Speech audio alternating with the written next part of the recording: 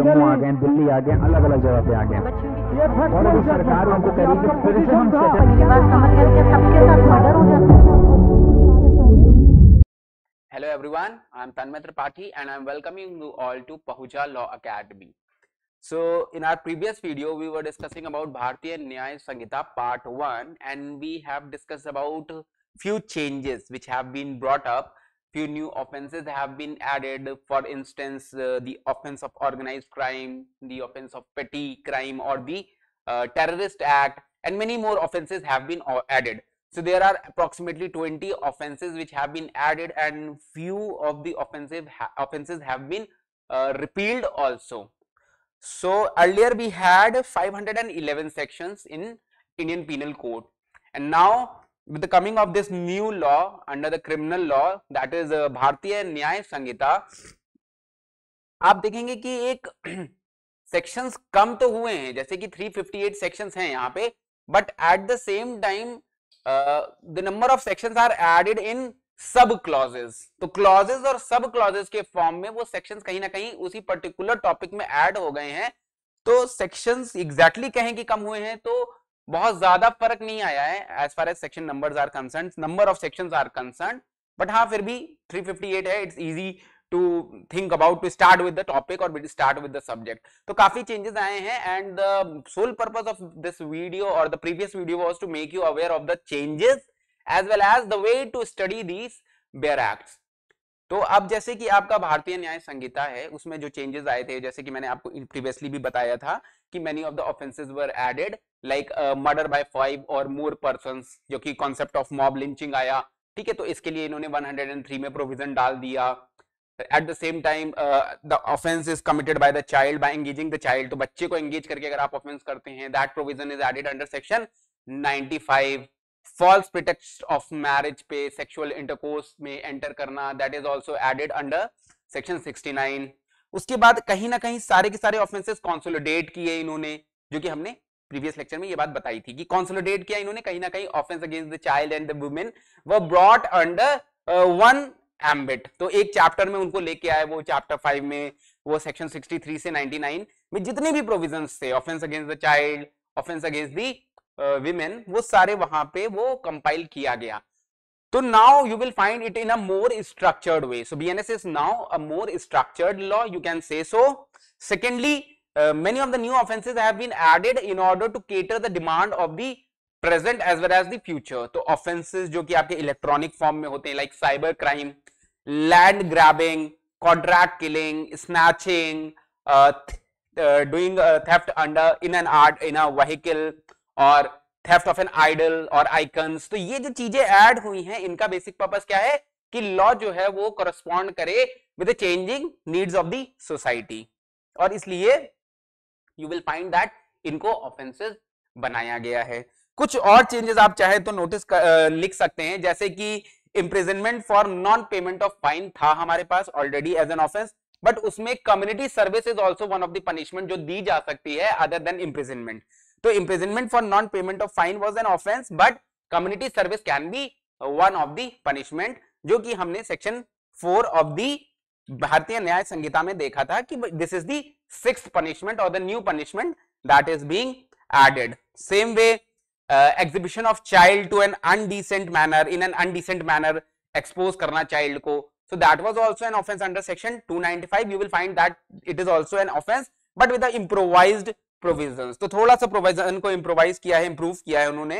उसके बाद में publication of malicious news और false or malicious news was earlier catered under the topic of defamation. Now you will find it in a section 353 section जो है वो इसकी बात करता है. तो that is also a more pinpointed section which is talking about the false and malicious news. जो है आप उसको अगर public करते हैं then it will be punished under section 353.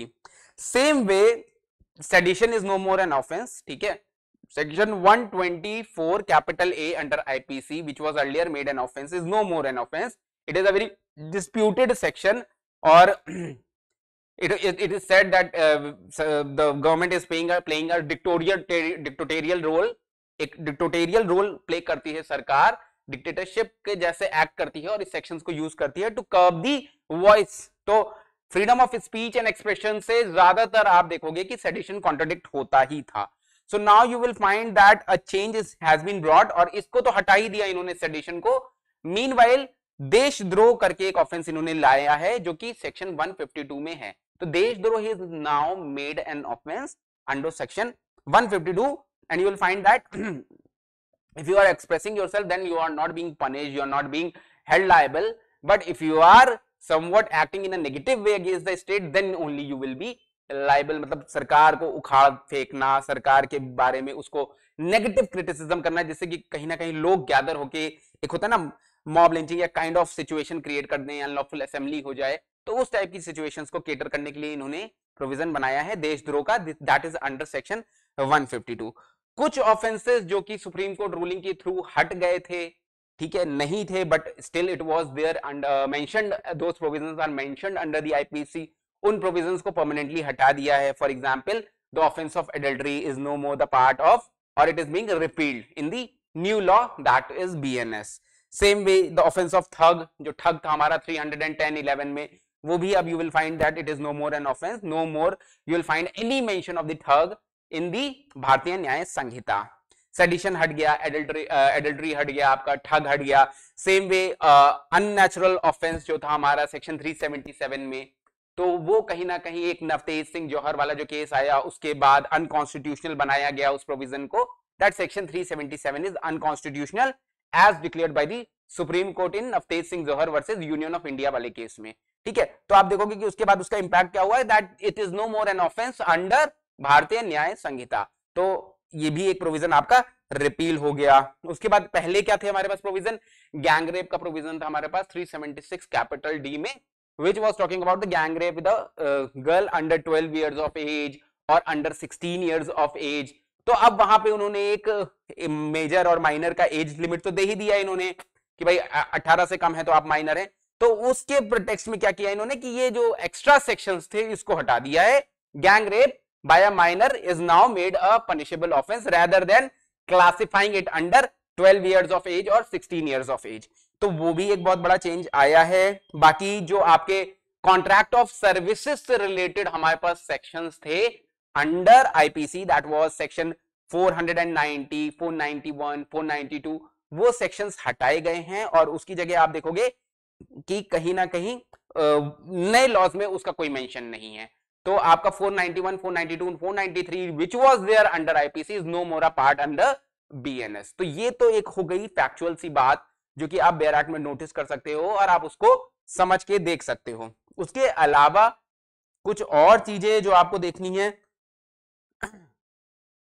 जो इंपॉर्टेंट है, जैसे कि आपका ऑफेंस ऑफ क्रिमिनल कॉन्स्पिरेसी था, that was earlier an offence and now also it is an offence, but you will find that criminal conspiracy as an offence जो है पहले common intention prove करना होता था, but now you will find that अब common intention की जगह common object prove करना है। So it means that the scope of criminal conspiracy has been expanded. तो उसका स्कोप एक कहीं ना कहीं बढ़ाया गया है by including the term common object instead of common intention. So this is also a major change which is interpretative change, एक इंटरप्रिटेशनल चेंज हो गया है पूरे के पूरे प्रोविजन ऑफ क्रिमिनल कॉन्स्पिरेसी में। तो ये एक मेजर चेंज है जो आप नोटिस कर सकते हैं।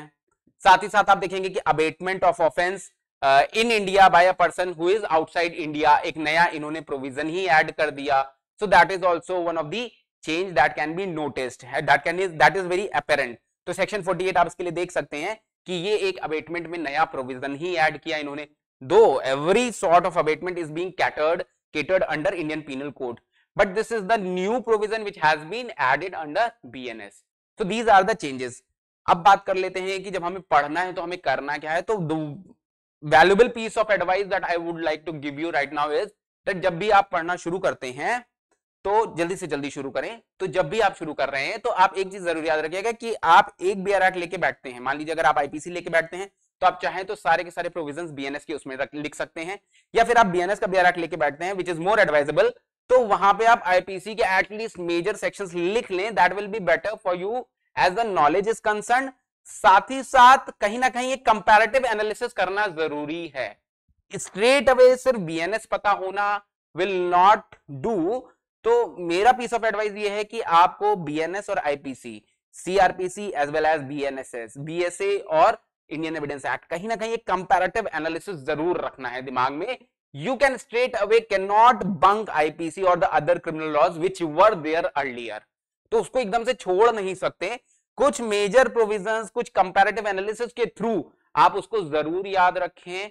खासकर जो मेजर चेंजेस आए हैं उनको याद करना बहुत जरूरी है. तो चेंजेस अगर आप एक बार देख लेते हैं तो that will be very good for you. तो हमारा जो पार्ट 1 और पार्ट 2 वीडियो है इसमें मेन फोकस यही था कि आप चेंजेस एक बार देख लें.